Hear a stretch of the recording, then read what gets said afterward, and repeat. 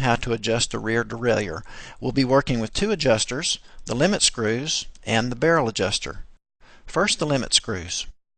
The thing to know about these limit screws is that they actually do what the name implies that they do. They determine how far sideways this derailleur moves. Now, the low screw determines how far it moves inboard, which is the low gear, and the high screw affects the high gear, or how far the derailleur moves outboard. Let's turn it and I'll show you what it does.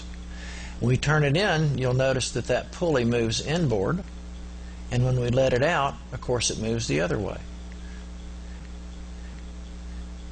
Okay, let's do a real live adjustment. Notice how this bike shifts. We've set it up so it's a little slow to shift into the smaller cog, which is the high gear. We want to alleviate that by adjusting the high gear limit screw. We'll let this screw out a little bit, and it will allow the derailleur to move a little farther outboard and carry the chain with it, and it'll shift a little more crisply. Now we've set up the derailleur so that it won't shift into the low gear or big cog. Just like we did with the high gears, we'll let the low gear screw out a little, and the derailleur will move farther inboard, carrying the chain with it and onto the big cog. Now here we've set up a scenario where the derailleur moves too far inboard.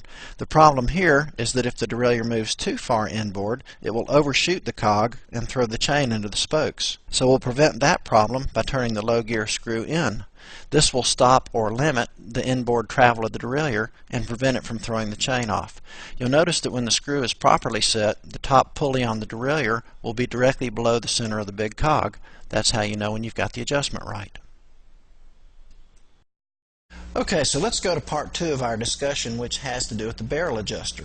The barrel adjuster affects any shifting problems that are going on in the middle range of the cassette. Here's how it's supposed to look when it's shifting right. You run through the gears and see if it shifts crisply, going down the range as well as up.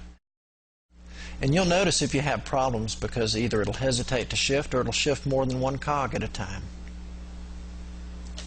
Okay, here's another scenario. Watch how the shifting is hesitant as it goes from the smallest to the next biggest cog. That's an indication that there's not quite enough tension on that cable. We'll check it through the whole range and see how it behaves. But we can see we need an adjustment, and we'll make it on this barrel adjuster. We'll add tension to the cable by turning the barrel adjuster counterclockwise. And then we'll check the shifting again, and notice we'll check it on the low gear range as well as the high one. And when we have the adjustment right, it'll shift crisply through the range, both going up and going down. And here's our final check. We want to be sure that these pulley wheels are aligned with the cog that the chain is on.